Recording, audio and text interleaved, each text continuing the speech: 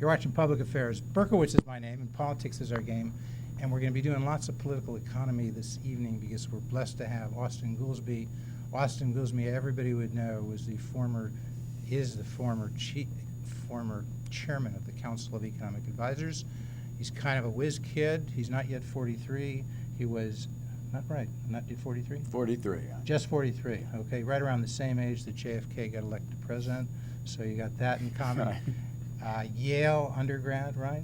Mm-hmm. Got his master's degree in economics at the same time as he's got his bachelor's. 4 years later, a PhD from MIT, a pretty good school. I would say one of the top 5. Is it slightly below the economics department at the University of Chicago, or would you guys say you're? I don't know. We'd like to think it is, but it depends what field you're in. All right. So, but more seriously, he is noted for what he did because in 2004, Austin may not remember this, but I met him briefly when you were down working with Barack. He was running in the Democratic primary for the U.S. Senate. You were one of his perhaps first economic advisors. And I was the only one he knew. He was the only one. Yep. He was a little worried. I know he said to Michelle he was a little worried because she didn't have one of these Tweety sport coats. Yeah, he thought I was a 65-year-old with a beard and a pipe. Obviously, he made the right impression because you started out with Barack on the chair as a member of the Council of Economic Advisors when he was elected in January, or he was inaugurated in January of 2009. You were there for 30 months. The last 10 months, you were chairman, I think, of the Council of Economic Advisors.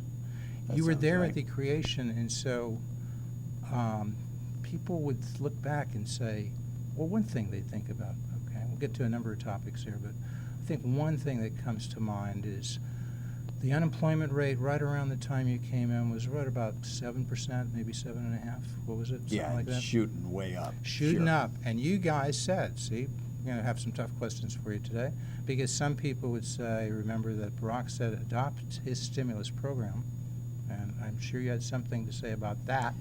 Adopt his $800 billion stimulus program, and unemployment won't go above 8%. Not exactly. And it went to like 10%. Yeah, that is not exactly how it was. It's not, but in the most fall important thing of 2008, Christina Romer and Jared Bernstein made a forecast of what would be the impact of stimulus. And they had a forecast of here's unemployment with it and here's unemployment without it. Now, at the time, the data on GDP growth, the first estimate said GDP was growing at negative 3.5% a year, which is pretty terrible. Over the next year and a half, that was revised to minus 8.9%. So Christie, Jared, and everyone in the private sector underestimated the depth of the recession in the fall of 2008. Okay. So what people do not remember from that, so you can go look up the document, they predicted that unemployment would not get to 9% if you never passed the stimulus. And unemployment was already over 9% before the first dollar of stimulus money ever went out the door. You're saying I think it's a little weird to blame the stimulus. Well, not blame, but you're saying you're saying the Council of Economic Advisors. No, it was done in the transition. No, but the country underestimated how bad things were initially. Is that your point? Absolutely. Okay. Ever the private sector forecasters. This was before before we were in the government. Okay. It wasn't the Council of Economic Advisors. Right. So economists. The Council of Economic Advisors, by the fall of 2009, made a forecast of what would the unemployment rate be by the fall of 2012, and they said it'd be 8.1%. So they were totally on. Taking the big picture, Austin. Okay. Okay. Big picture. You're there. You're a trusted advisor. We said Barack knew you back from 2004. It's now 2009. You're not just a guy he plucked out of a university to have the title member of Council of Economic Advisors. This is my perception. I appreciate that. Okay, you'd let me know if I'm getting wrong here. Okay, he made Christina Romer his chairman, right? Mm-hmm. He made you a member. And who was the other member of the Council of Economic Advisors? Cecilia Rouse from Princeton. So you had to be fairly important just because he's comfortable with you, okay? I'm not denigrating Christina or the other member, but he knew you. He would rely on you, right? Okay. Sure. These are question marks, okay? Oh, okay. Right. So I would think as he's kicking it around, really, should I do a stimulus? I think I should. Barack's kind of a Keynesian. You're a Keynesian. any Keynesian coming in is going to say, with the economy doing as poorly as it wasn't just a Yeah, it's recession. doing epically bad. That's the epically worst bad. 6 months in If the you're- history of the GDP If you're a data. Keynesian, the debate is not really should you have a stimulus, but how much. That's Not probably about true. should you have a deficit, but how much, not being worried if the deficit's getting large, because every Keynesian would know, that's what Keynes said, at least many people say, when you got tough times, get yourself big government spending, stimulus, get yourself a deficit, crank it up, and then get out of that, and then you'll worry about what to do to reduce the level of government spending, to reduce the deficit later. Am I getting that right? Basics. Econ 101, yeah? Approximately. Okay. So did you ever have a casual conversation, do you remember early on with Barack, where he kicked around this idea and said, what do you think we should do? Should it be trillion? What should it be? Well, Austin? in How does this work? Give us a little December of insight. Yeah. 2008, so he's Yeah. elected. They have the transition. It's here in Chicago. They've named all of the heads of the, Larry Summers, Tim Geithner, Paul Volcker, the various people. Everybody comes to town, and we have the first big economic meeting at the GSA building downtown. We have a big snowstorm that day, so all the Volcker, Summers, all those guys had to take the L to get to the meeting because you can't get a taxi. Right. So at that meeting, each person's job is to talk about one part of the economy.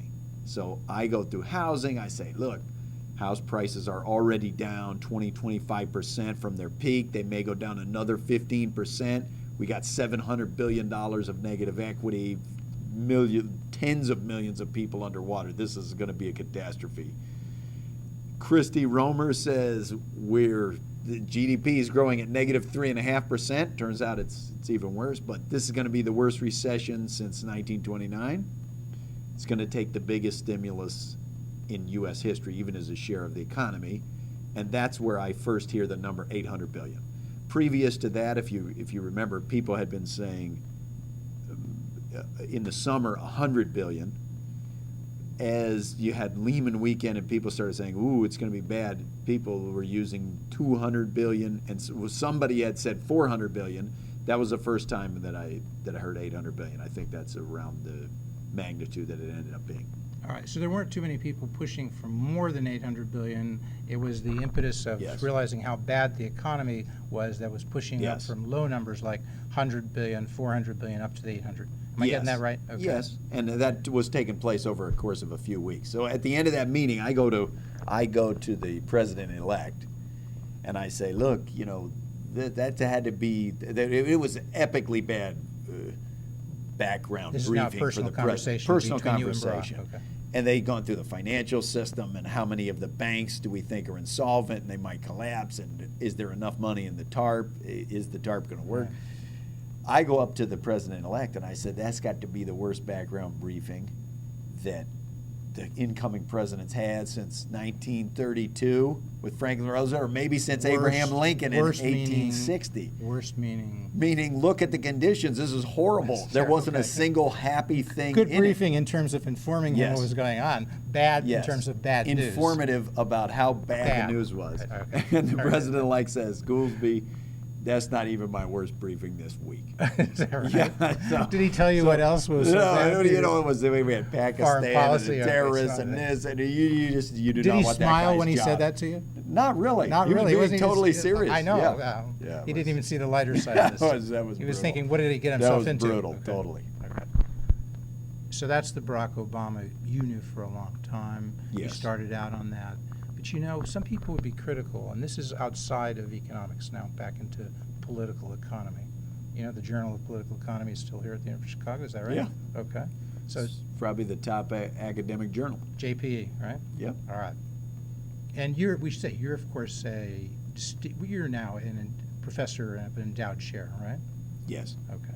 And you've been here since you came out of MIT in 1995. You've Yep. been, except for your stint in government, right? Mm-hmm. So what is that, like about 18 years now? 18 years. You're a senior member of the SAC. Yeah. Are you at home at the University of Chicago? Because people Oh, think yeah. of it as a bastion of, look, Milton Friedman is almost an icon here. Yeah. Free Oh, to- he is free an to- icon. Free to choose. I'd say The essence of Chicago Friedman. has You read always most of these been essays, okay? The less essence of Friedman. monolithic than fully understood by the public.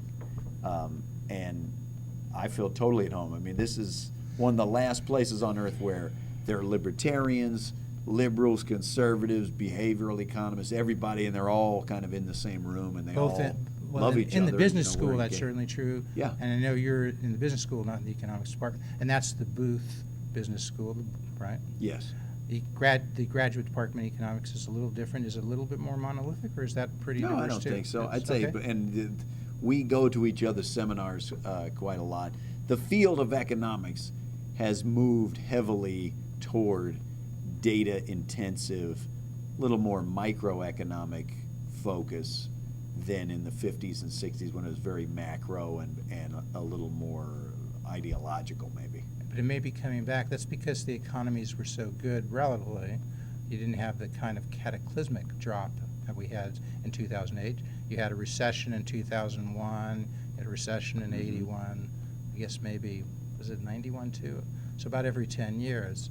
But relatively, you didn't have anything going Yeah, back. it was a to- terrible right. recession. So this worst may of a long time. stimulate a little bit more macroeconomic research and activity. Yeah, you it think? may, but I think it probably, the macroeconomic research, to my mind, is more rooted in data. Empirical than in Pure evidence. theory, yeah, empirical evidence. evidence. Because, we've just gotten these huge data sets, and a lot of the exciting work being done in macro is using that.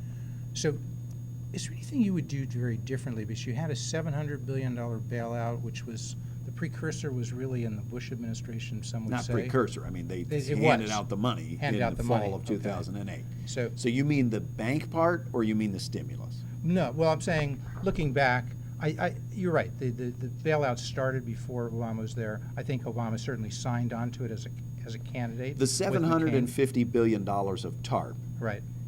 was all the money was out the door before Was Barack it- Obama was it really becomes out the the door? president. Was it out the Yes, door? and our whole, Okay.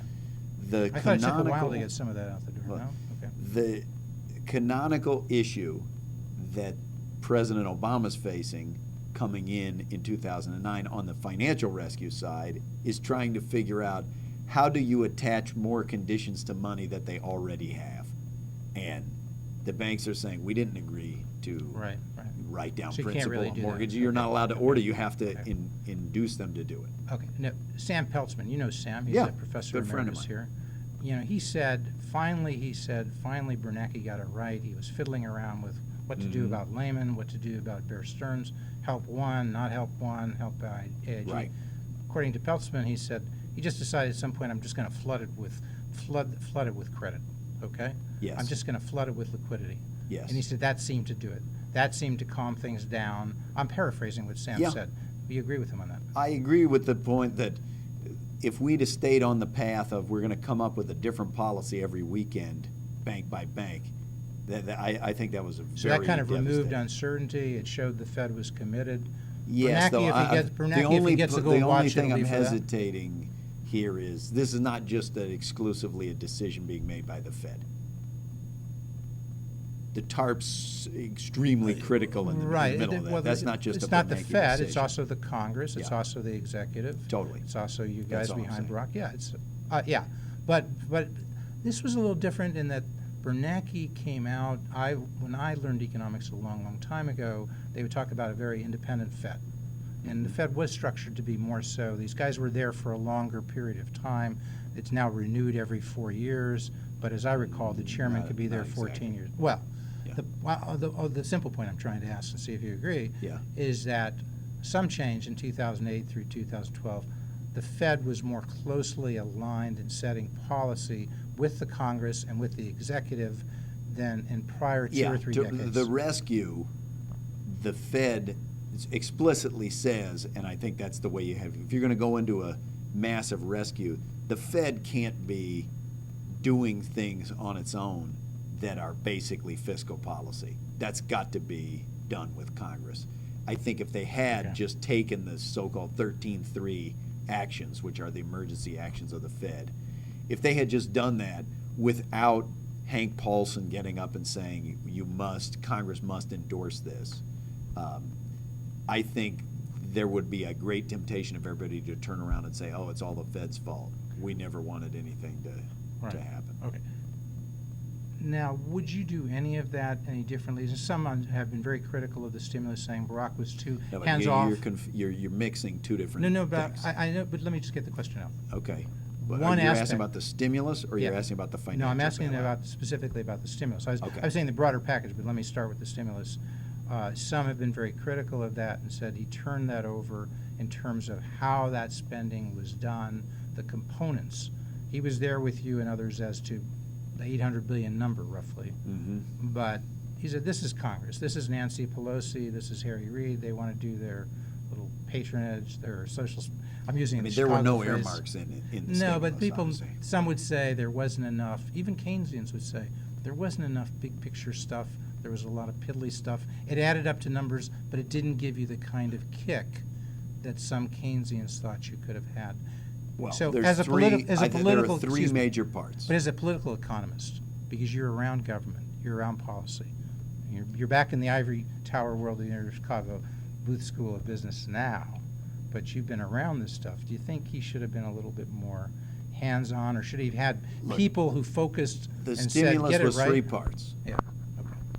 And that's because there were three different worldviews arguing over what's the order of the day, what should we do. There was one group that said, this will probably be a rapid recovery, in which case long-lived big infrastructure spending will be a bad idea. The normal critique of stimulus is, by the time you get the money out the door, the economy's already recovering, so it's Too late. only inflationary. So do it. So those people yeah. said, make it timely, make it targeted, make it temporary, let's just get it all into 2009. Quick.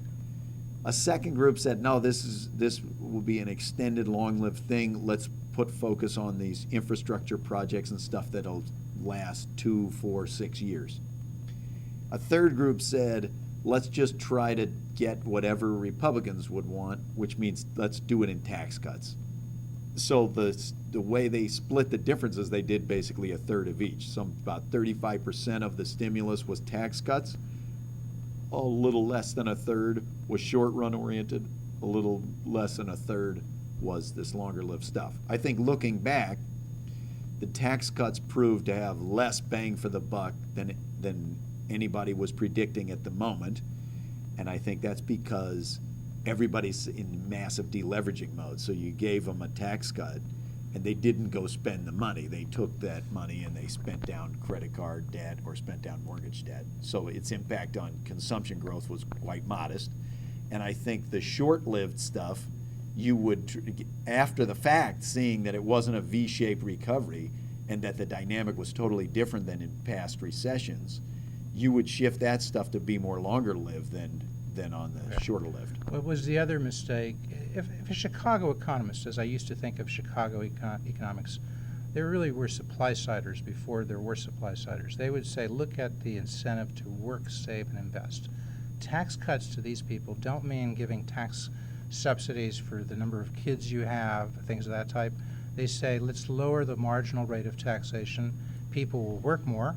It was a People will payroll save more. tax People- cut, the making work, That was part of it, but if you that was put the more, biggest you did, part. The well, payroll yeah. tax cut and the making work pay credit. But it wasn't across, there were the Bush tax cuts already, but there was no new tax cut that was across the board Look, that said low, medium. Cutting high marginal tax rates, the evidence is pretty strong, has a very modest impact on the economy. The Laffer curve type argument has been largely discredited in the data. But you would agree, some people disagree with that statement. When you say largely discredited, in some minds, some would say, I'm not going to argue with you Yeah, about okay. some minds. I'm going to tell you what's in the academic evidence is that case has been examined ad nauseum and in great detail, and I can give you 50 major studies published in the top journals that suggest the Laffer curve is utterly bogus. There is no sense in which cutting high-income rates generate their own revenue no, or lead that's to the strong, that's substantial the strong increase Laffer curve. in The weak Laffer economic curve growth. that I learned a long time ago from this guy, Milton Friedman, Capitalism and Freedom. Always look at incentives. The most important thing he would say in economics, always look at incentives. If you give people a somewhat greater incentive to work, to save and invest, they will do it, whether Okay. they're high income, middle income, low income. And The question is of the magnitude. the Laffer curve was what And- you just said. That's the strong Laffer curve. That may have been discredited. But what I've said Well- is the Friedman-Laffer curve. Let us That's not discredited. distinguish several things which I think you're conflating together there. First, in the middle of an almost depression, incentives to increase the savings rate would be totally nonsensical and a massive mistake. So there were not incentives to try to get people to stop spending, consumer spending, and save more. That would have been a terrible error. We were already engaged in a massive amount of deleveraging, and that was the root Well, of the big spiral. I said incentives to save, invest, Okay. and work. Save Invest. is a mistake.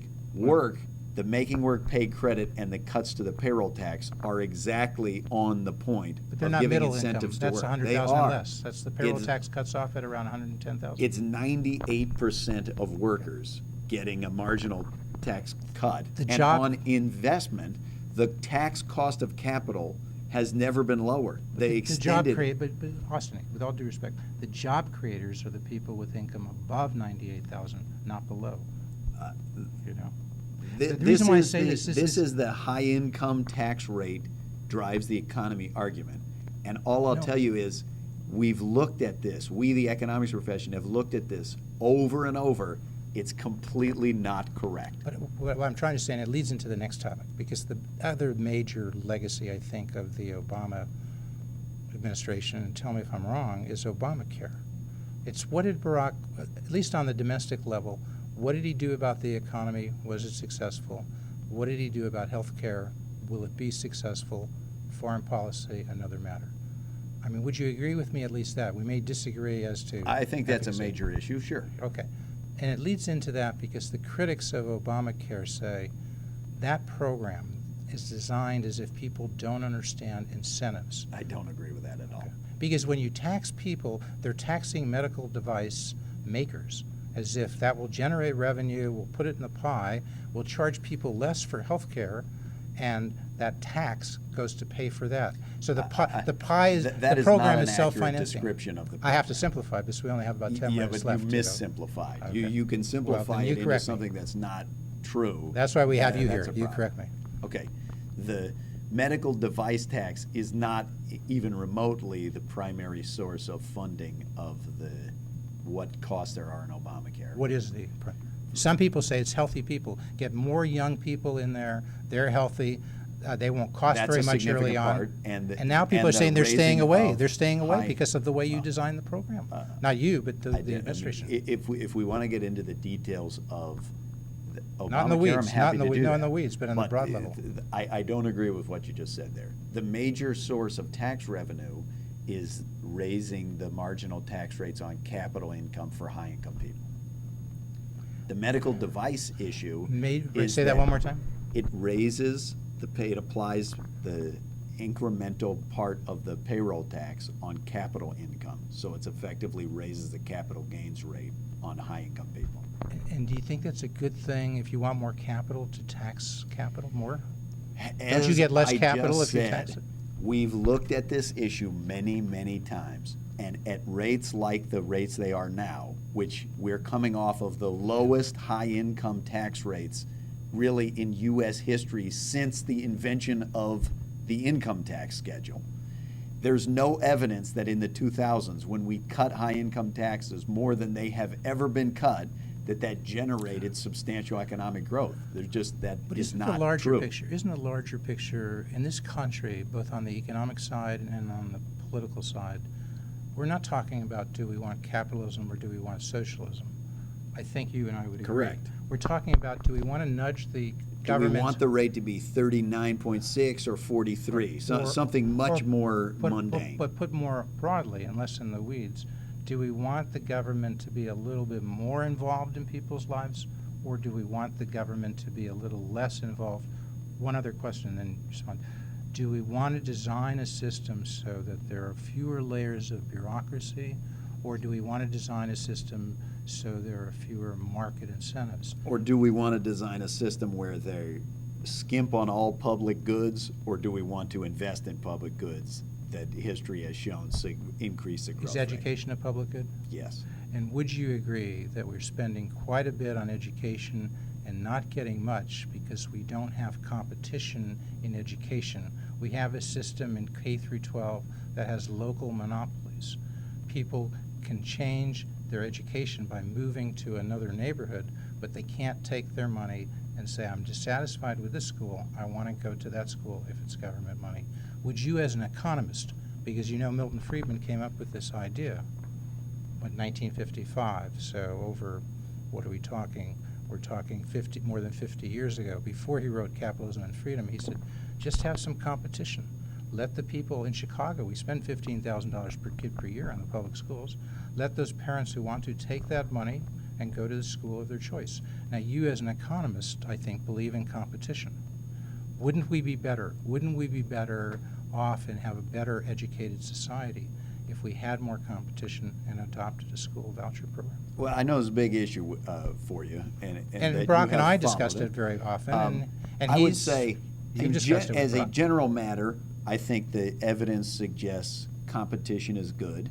The rise of charter schools in places where there are more school district choices, those things on average tend to be good. But this is slightly more complicated by the fact that schools tend to be big fixed cost type things.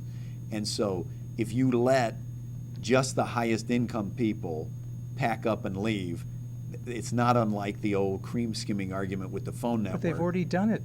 Austin, yes and no. they leave I the mean, city and they go to New Trier. They leave the city and they go to Parker. They leave the city and they go to the magnet schools, to the select enrollment schools. 85% of the kids, as you know, in the Chicago public schools look, I'm not are low income. The argument that you should be able to take your money and go to private schools, if private Especially school if you're a low-income tuition- person. If you're a low-income person, if that's private what I'm school focusing on. tuition exceeds the ability to pay of the median person, then allowing a voucher just ends up providing a 15,000. No, subsidy. if you give we spend 15,000. Just let these low-income parents take their 15,000 and go to their school of their choice. You and I know they can learn how to read for 15,000. Includes a massive amount of fixed costs. It's not all Not that marginal much, cost. not that much. I- All right, I don't want to That's not make. correct. We only have a few minutes left, but I was trying to crystallize in this program, and we hope you'll come back. We hope you'll come back. The big themes that people kind of get lost in. What do you think? What am I missing? What are the big themes? Look, you were I think the you were big there for 2.5 themes years. What is the big facing theme? the country Yeah. now? We've gone through a period of great turmoil and partisanship, but I think a lot of that is due to the fact that it was such a horrible recession. And really, if you look at all countries where they've had financial crises and recessions, the politics gets very ugly for some period until people kind of sort through what just happened to us and whose fault was it. I feel like we're getting past that. And now the question is, what's step 2 facing the economy? What do we need to do? And I think the debate is between, do you want to maintain very low tax rates, understanding that to do that will involve heavily squeezing programs that you currently understand and think that you're going to get. On the entitlement side, it would mean substantially less Social Security and Medicare than people think they're going to get, would mean substantially less education, funding, investment in infrastructure, all of that kind of stuff. And on the other side, if we want the government to spend money on that type of thing as the population ages, then tax rates are going to go up. And you could do with some combination of those two, or you could do one or the other, but basically collectively we got to decide that. I think that's what the next 10 years are going to be about. Thank you so much, Nice to see you Professor again. Austin Goolsbee.